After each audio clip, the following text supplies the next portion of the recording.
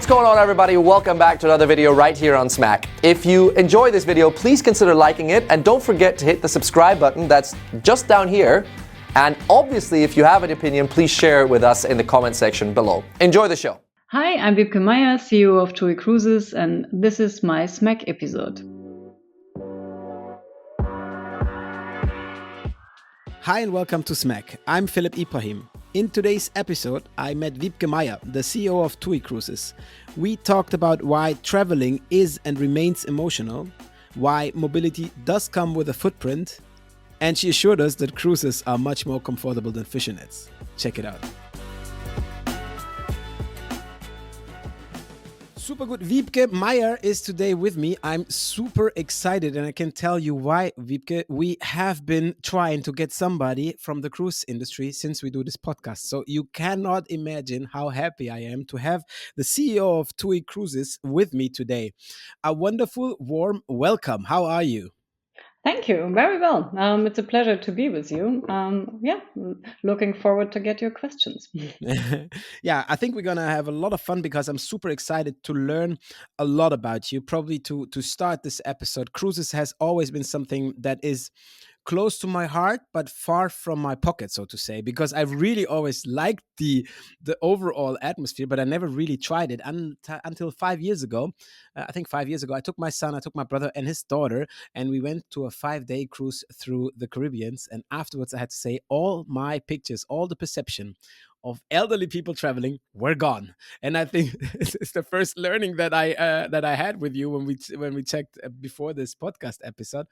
It is not the case that it's only done by elder people. No, not at all. I mean, depends on where you're traveling, on what ship you're traveling, but overall, everybody is welcome on board of a ship, and all age groups travel on cruise ships. So, on average, I can say here for TUI Cruises, speaking for the German-speaking market, we have an average age of 50 years. That means in summer or in vacation periods, more families travel. And in the shoulder seasons, you can also you can see more couples. So on average, it's pretty much the same picture you find on board of a cruise ship, like you find in cities here in Germany. Mhm. Can you give us and the audience a quick overview of TUI Cruises? Because I'm pretty sure everybody knows TUI, but TUI Cruises is probably a bit more to talk about. How are you operating, and how is the company? Yeah, first of all, TUI Cruises is a joint venture, although the name is Mm. TUI Cruises. TUI Cruises is a joint venture of TUI AG, and Royal Caribbean Cruise Lines. So the largest tour operator and the second largest cruise operator joined their forces back then in 2008 to develop, under the name of TUI Cruises, a cruise operation for the German-speaking market. Cruise business, the cruise industry, the cruise business is a global business, but it came obvious that nationalities and travelers have a certain preference for traveling with their own peers, or meaning Germans love to travel with Germans, so they set up, as Germans are considered to be the world champions still of traveling, of leisure travel. At So least something where we're world champion in, right?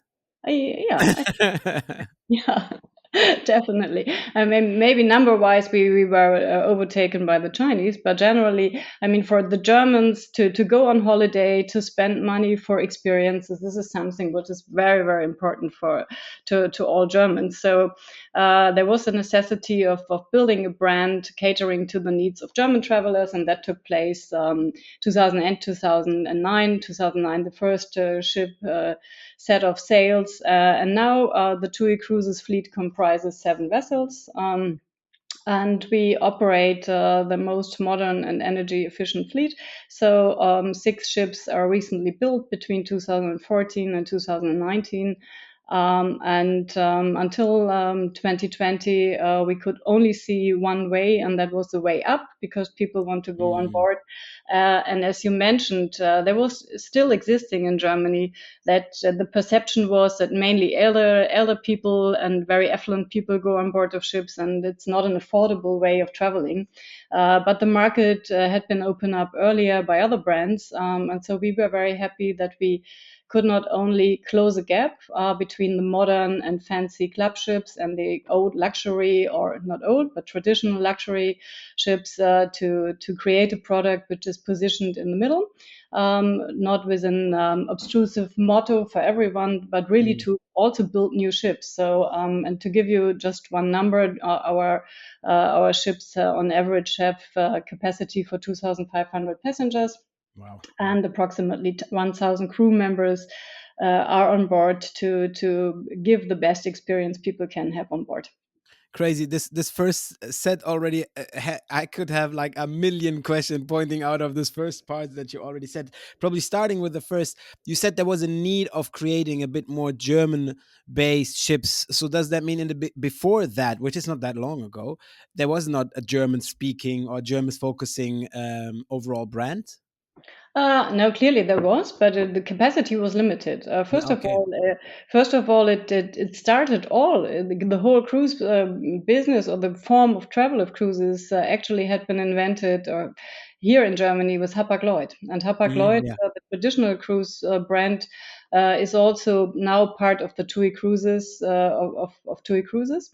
Because TUI, Hapag-Lloyd was a brand belonging 100% to TUI, and in 2019-20 we decided to bring these two brands together. So under the roof of TUI Cruises, we operate the Mein Schiff fleet and Hapag-Lloyd Cruises.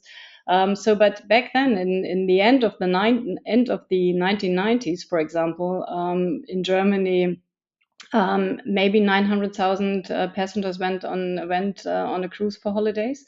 And with more and more capacity, which had been built not only by us but also by competitors like AIDA, more and more people were able to have a more affordable way of exploring the oceans or exploring a cruise. In end of 90s, average ticket was about 600, 700 Deutschmarks back then. And nowadays, a cruise holiday on modern ships, which are a little bigger, is available at 180 euros per person per night. So it's now part Wow. of. It's more affordable for everyone. Of course, also end of the 90s, Germans could have booked international products. But it turned out that, and this not only applies to the German market, also true for the UK market, that even we are living in a times of globalization, that people obviously like to be Amongst themselves. with their own peer, Yeah. with other Germans on board of ship, and that what you also can hear or see from shoreside tourism, that there are some preferences, and so it's not that. And also the ships were built a little differently. I mean, you mentioned your experience in the Caribbean, I assume on an American vessel, with a lot of water slides and everything. Yes. I think So, it and was Royal Caribbean, though. I think so. It's part of. happy to hear that it was Royal.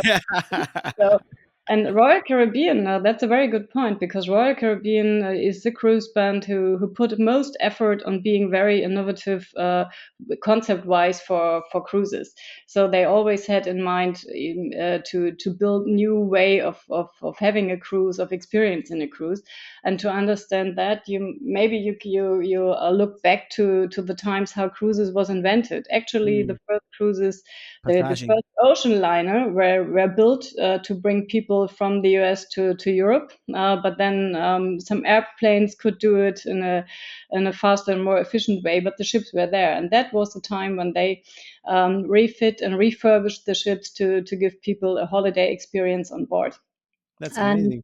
yeah, and that's very interesting. Really looking into the history, how modern cruises looks like. And for us, it was really to come back to one of your previous questions, that we looked into what do Germans really like. And when it comes to the US market, then maybe it's fun parks and it's water slides. But Germans, for example, especially the customers we are attracting, want to really have a relaxing time on board. They want to explore the destination. They go on a ship because they can can explore With one trip they 5 can, yeah, countries yeah. and so on in a week. They only have to unpack once, and then it's very comfortable.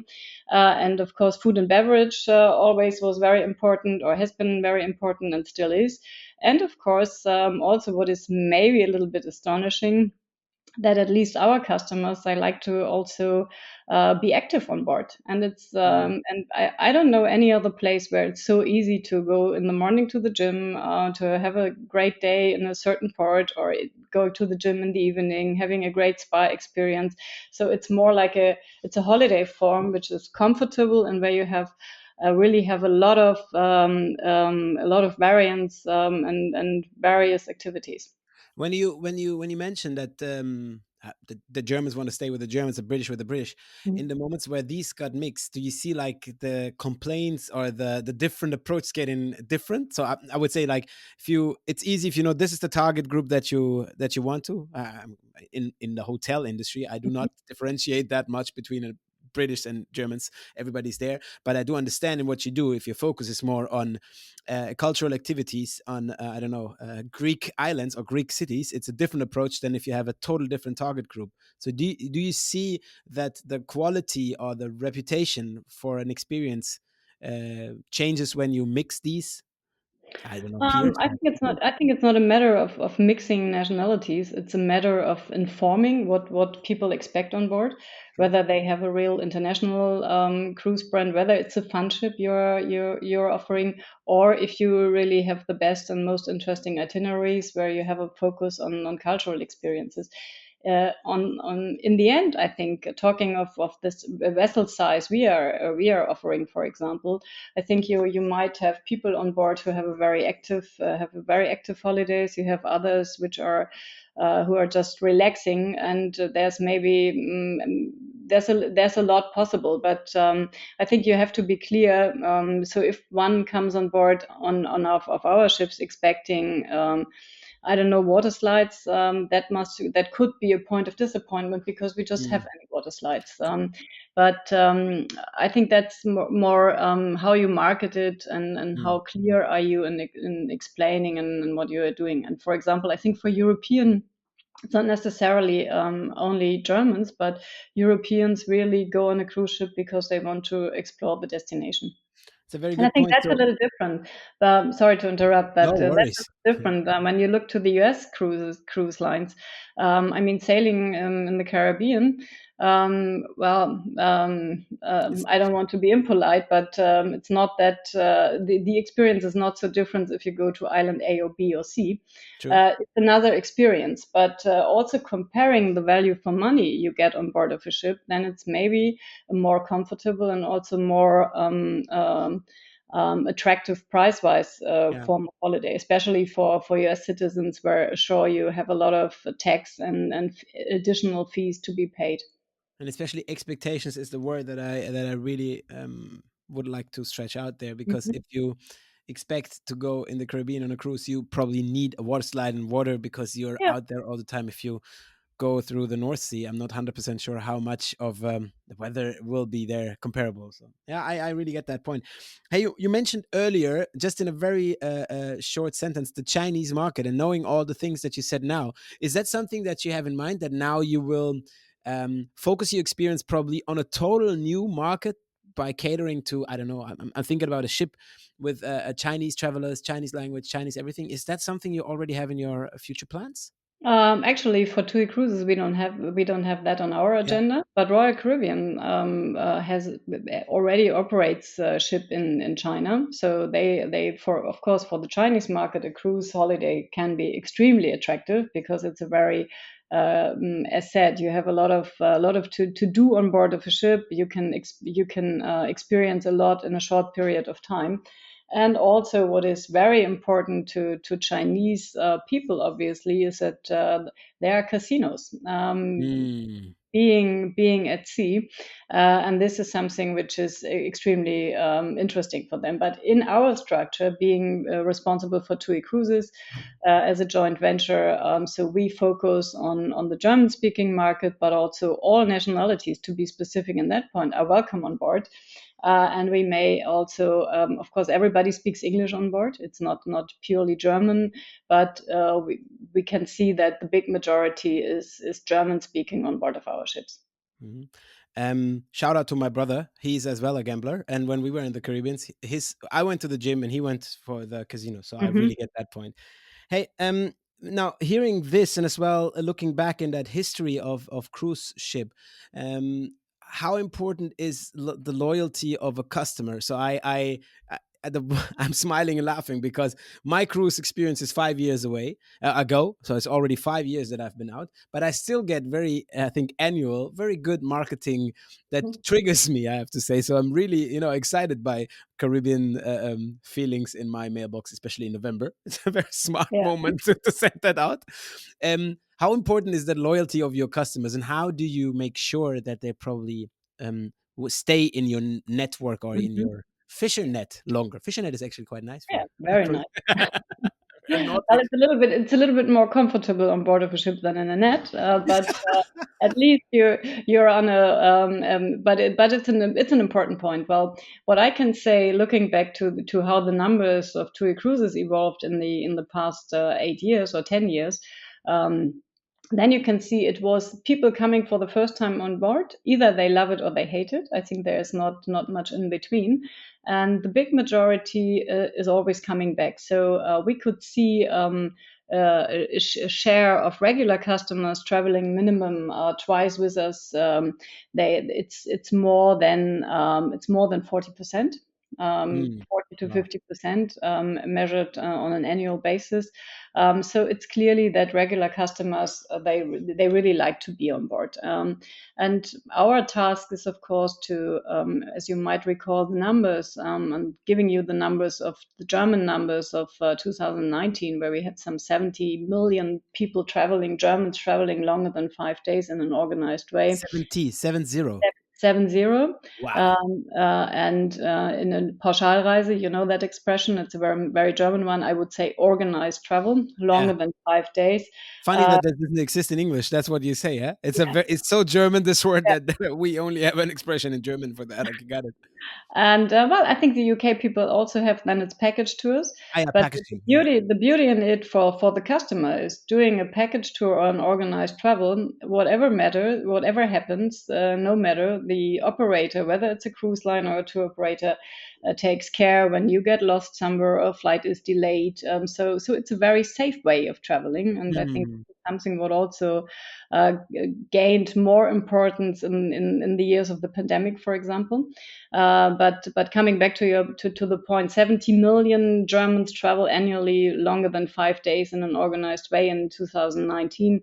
Um, 2.6 million went on a cruise ship. So that's that's it's big numbers, but it's not that big than one might expect when you think of cruises in general. mm, So and these development coming from 900,000 end of the 1990s. So it's the huge. cruise industry saw double-digit growth annually.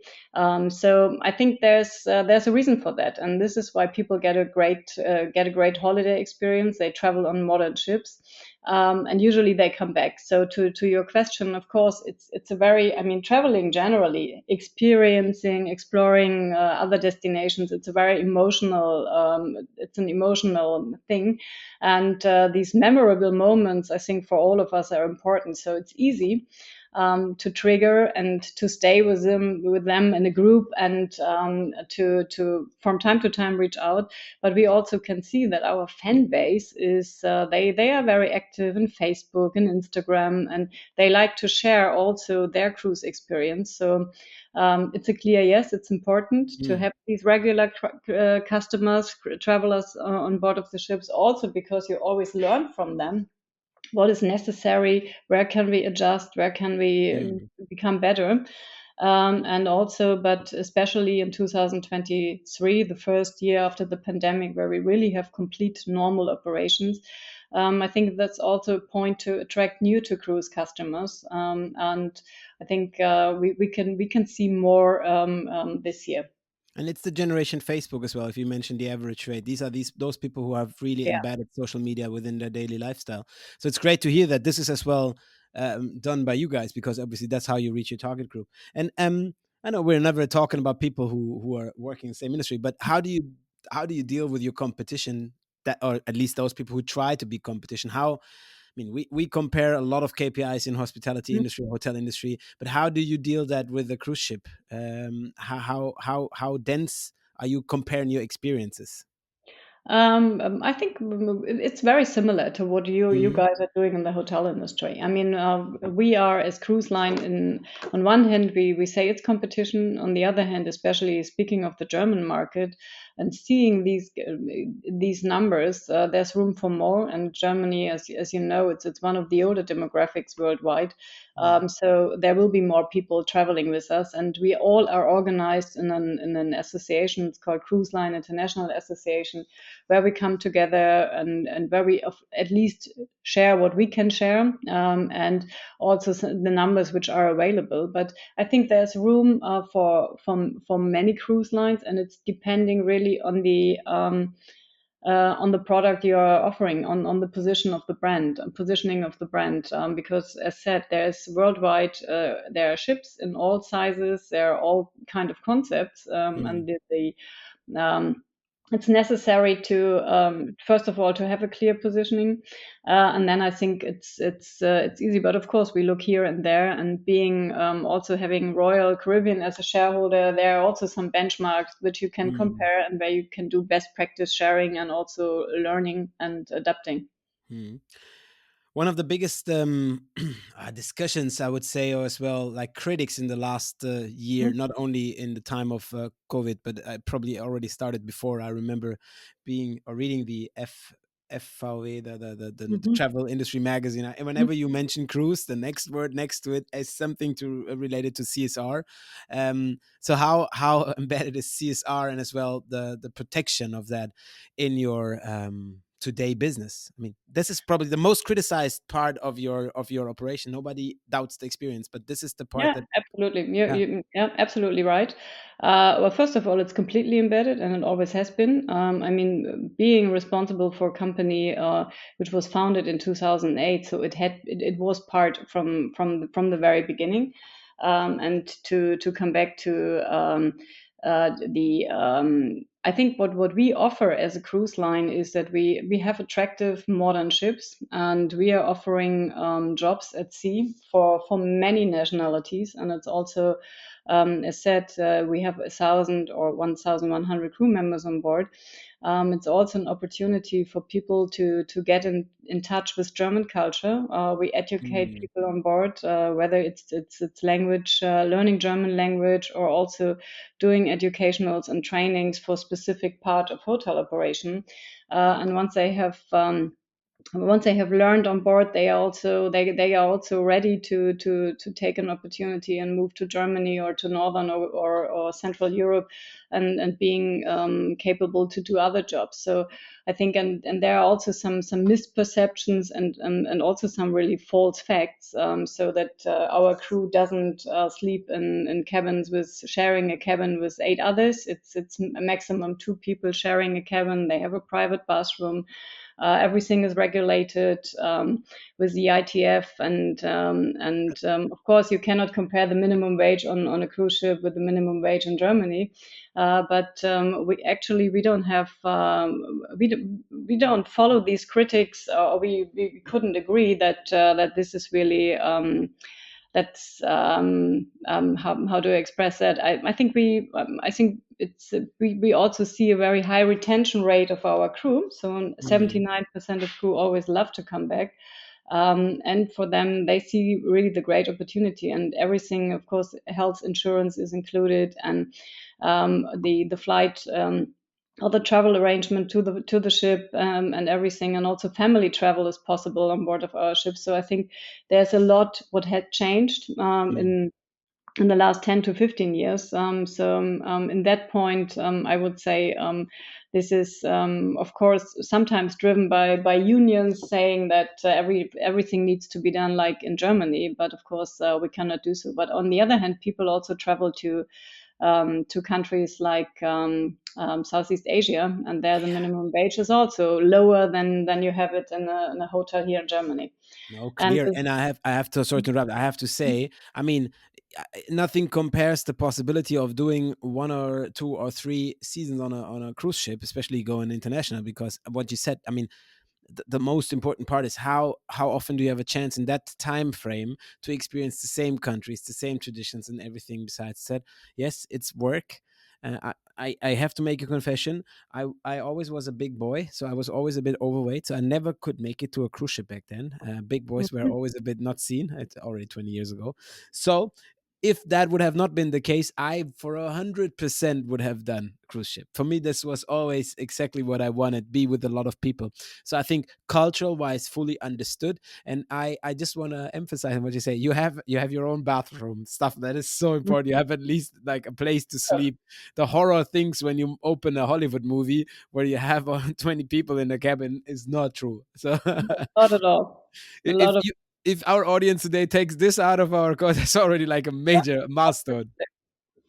Hey, so I understand that in terms for the team and the social responsibility of it. What about emissions environmental and emissions. environmental emissions, Yeah. stuff like this? Of course, we also have, and also since the very beginning. I mean, in Germany, I think it's even more important because passengers and travelers are a little bit more conscious about it than other nationalities. Because So their neighbors talk about it. Have you heard? They have been on a cruise ship. Blah blah blah. yeah. And then the neighbors say, yeah, I was as well, and I could see the big improvements, and I could also see all the technology which was applied to reduce emissions. No, just kidding. But in fact, we have, as I mentioned, we have the privilege to operate a really new build fleet, built from 2014 to 2019. So latest technology is on board, and with a clear focus to reduce emissions and to reduce the carbon footprint. We have certain technology in place. We also have a catalyst and everything. But of course, it's not enough. And we always go further and we want to grow the business, and it's clear that this can only be done in a sustainable manner. So we have Hmm. a clear roadmap that we want to reduce our carbon footprint by 2025 again by 40%, and in 2030 we will have the first climate neutral cruises, and in Wow. 2050, like the whole cruise industry, we want to become carbon neutral. Now you might ask, how is this possible? Well, it is. It's a multi-technology approach, and the same what we can see here in Germany, that we are all on the way. How can we improve? I mean, mobility comes with a footprint, that's for sure as well. But it's on Absolutely. us to decide which way or which mean of transportation or whatsoever we choose. And we as an industry can really do a lot. For example, our engines can also burn biofuels.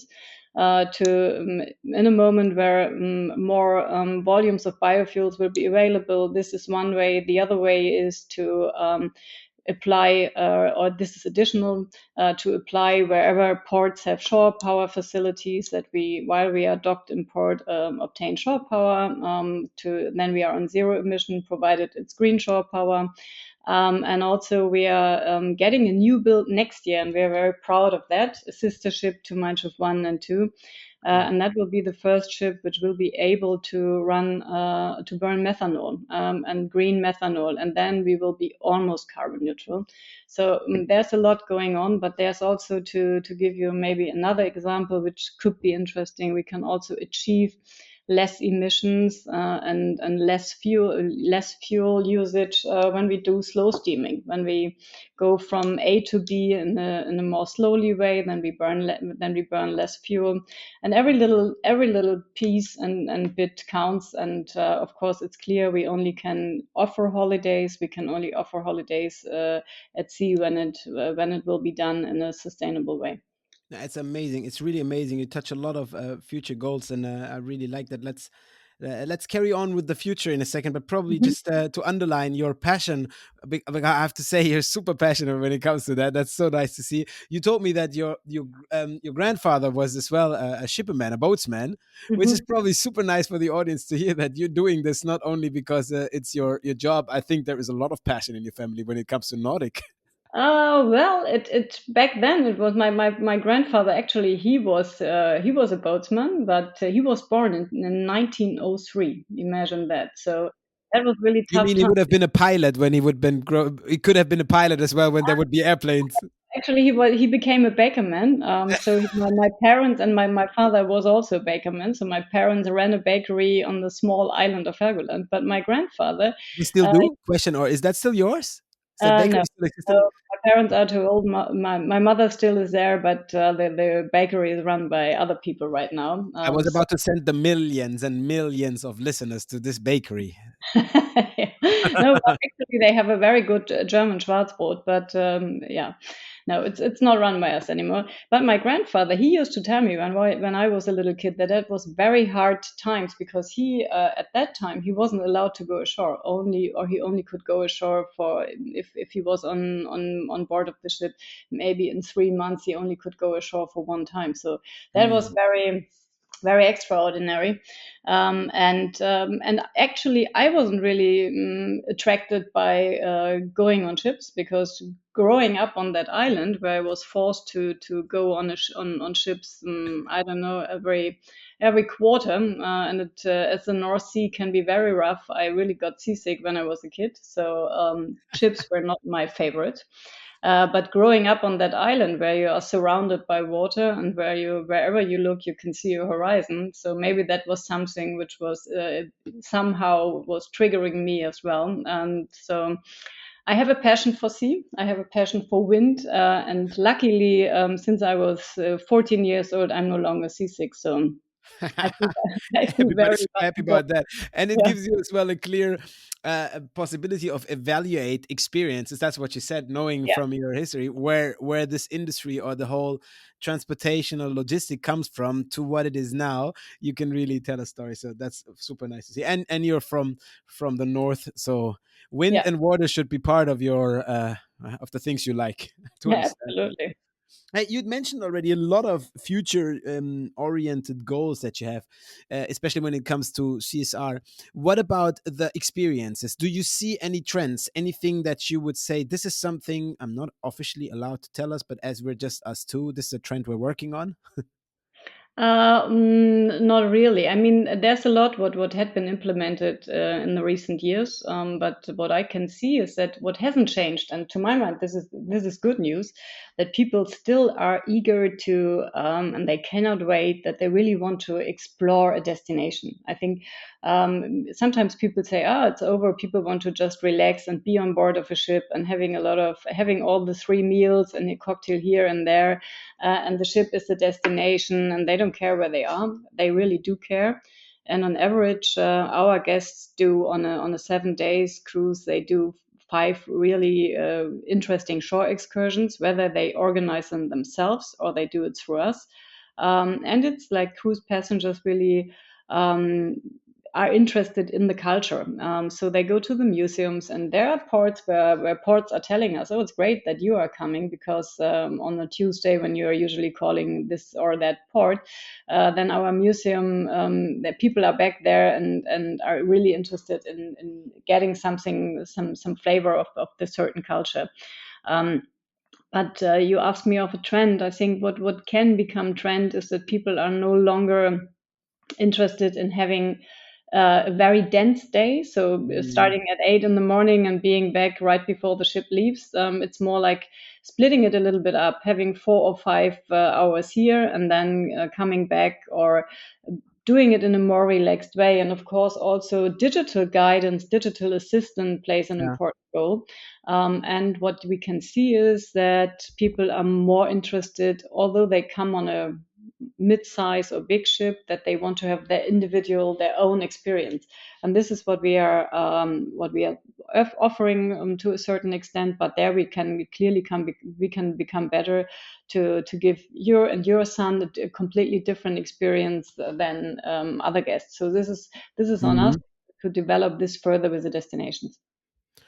The what I really think what is really interesting is to see that in the future there will be changes. So that's as well probably interesting that it's not like this all the time, especially when I look into and you mentioned the quality part, the cultural part of the travel. That's really interesting.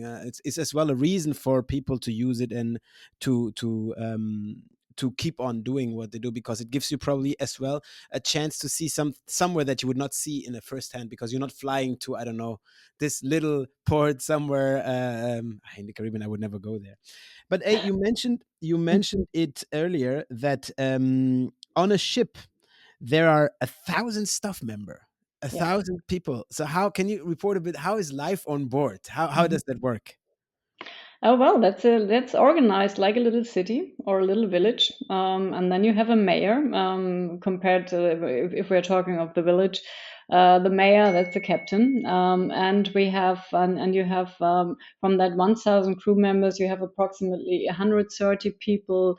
Who are in charge of deck and engine, so they are responsible to keep the to move the ship, to also to have light, electricity, water, and so ever. And then we have approximately 900 who are in charge of hotel operation. And of course, the deck and engine department is like everything on board of a ship or the whole cruise industry. Everything is heavily regulated, so there's a clear path and a clear manual where people follow their jobs. Hmm. And we have a big department, of course, which is taking care of hotel operations.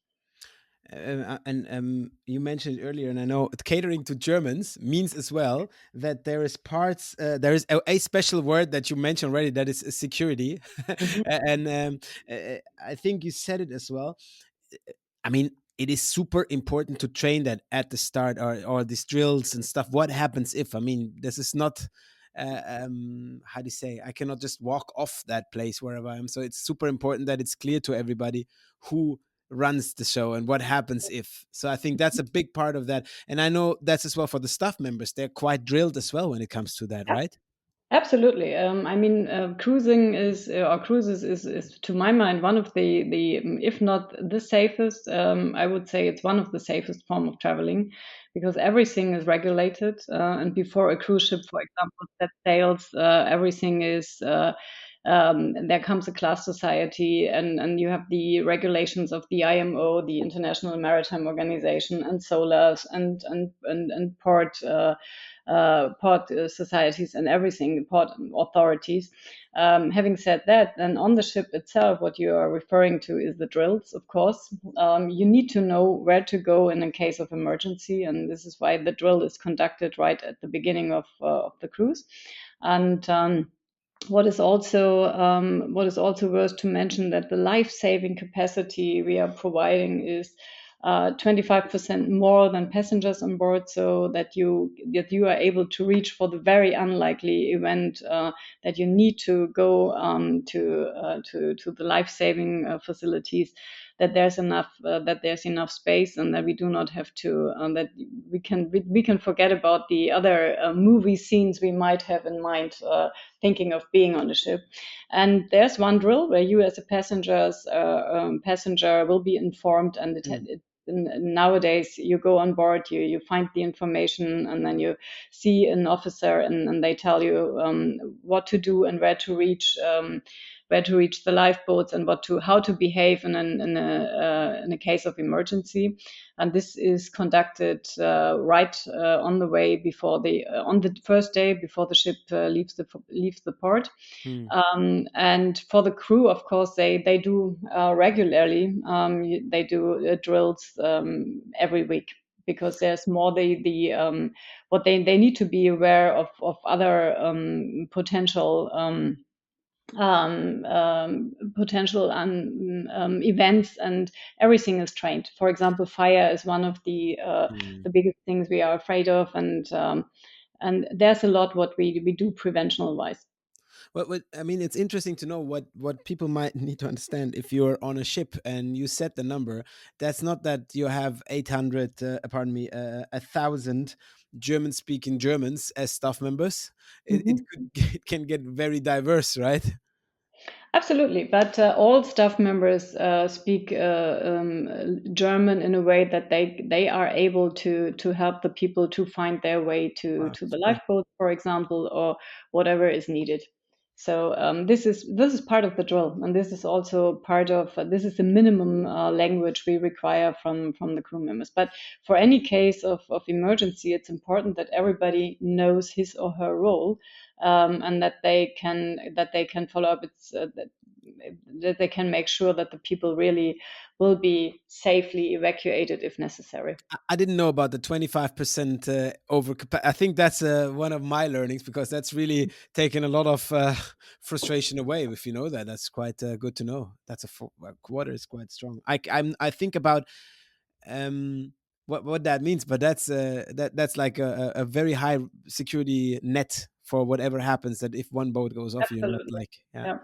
Yeah. And you mentioned it before briefly. One of the, in my experience, one of the most I don't know, stressful moments was the coming on board and Mhm. more the going off board. Is there anything planned to make this easier in the future? I would appreciate it 100%, but I'm pretty sure with security What and, yeah, luggage and everything.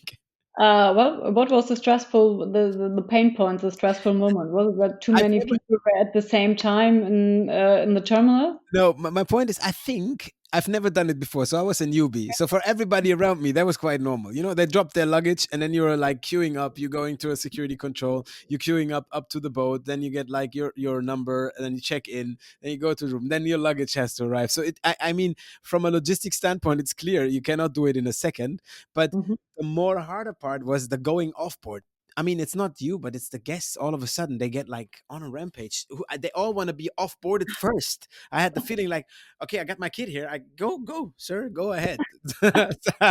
Okay. Well, this is I think this is really that differs where you're sailing, and but Yeah. first of all, I think digitalization improved a lot in the last 3 to 4 years. And if you now go to Fort Lauderdale or Miami, you can do your pre-check-in, and it's not that you and in most of the cases you don't even have to queue because you do everything in advance, Oh, you and got a customer then. You got a customer. You just made me a okay. customer So again.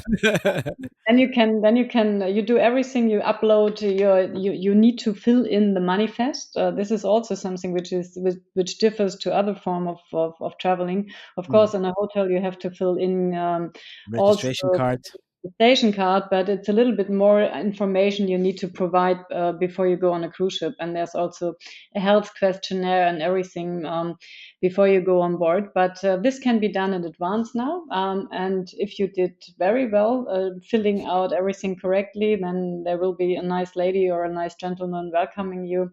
And then you have a face, in some ports, you even have face recognition, and then you can basically walk through. So this has been improved, extremely improved, but depends on where you are sailing. And in the US, where I have the privilege to be from time to time, I can see that it works.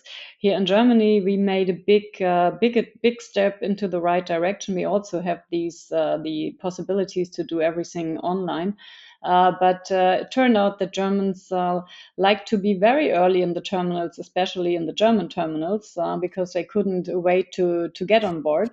The Uh, Germans love the queue. That's the uh, point. yeah, sometimes I'm afraid they do. So although we scheduled and say it's the best way to come on board between 2 and 3 or between 4 and 5, something like that, the big majority was there very way in advance. So this is something what people really learned in the pandemic and after the pandemic, where we needed to make sure that you need to keep the distance. So this has been improved, and we try to work where it's possible also with certain slots when you go off board. Mm. Um, but this depends also if you have a travel, if you travel to, if a flight is also included. But I think this has improved. Yeah. Generally, people want to stay as long as on board as they can. So I promise you, I'm gonna test it again for sure. You got me already with the queuing part. Hey, we're coming to the 45 minutes timestamp already, which is amazing. I could have asked a million questions more. Before I'm going to the last question, probably one more. What is the project at the moment that you're putting the most heart and soul in? What do you really like about your day-to-day operation as the CEO? Clearly, it's right now. Clearly, it's working on 3 more ships. We are getting new builds. One ship being built in Finland, where we take hopefully delivery next year, and the other one being built in Italy. And it's such a privilege, and it's such a great spirit you can have working with the best team here in Hamburg to see what else can be put into the ship, where can we surprise the guest, and so on. But also really working on the carbon roadmap. So I think there's a lot, but working with new builds is one of the best things you can do. I can offer you, with all my dignity, that me and the SMAC crew will come over and baptize your ship wherever you have it. We're gonna throw every bottle of alcohol on the ship if you want to. No, no, I really like the sustainable approach, and I think that's one of the things that, as well, in communicating our industry, often not only cruise as well hotels, because we're on the same boat there. Yeah. We need to be much better, and if we have that as a clear promise in our agenda, I think that helps a lot. Hey, Wybcke, this was massive pleasure. I got one more question for you, and that is probably a bit more personal. If you're looking at the world at the moment, or in general, not only our industry, or in your personal life, if I could grant you one wish free, what would you wish for today, right now? For today, In general, it's not for today. That would be a short wish. in general, I would. My wish would be that is freedom, and is listening to others, and really thinking of the privilege we are having in this world, where we can travel, at least in our Western world, and where we can afford that we can travel. And I think travel and bringing cultures together is one of the most important things, which should avoid things like war, or what's happening in Ukraine right now. So I think, but there are many more places where people fight, and I think in our world we should be more knowledgeable to avoid any kinds of fight. So this would be my wish.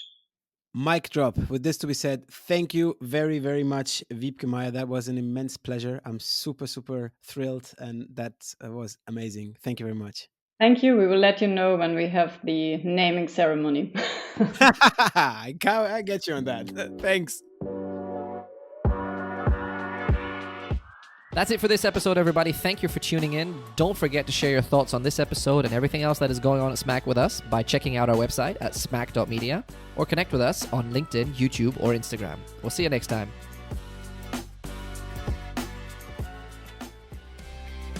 Thanks for tuning in, everyone. If you want more from SMAC, you can find it right here. And don't forget to subscribe to our channel, which is entirely free, by the way. So I have no idea why you haven't done that yet. Our social media channels are in the section below if you want to stay in touch. We'll see you next time.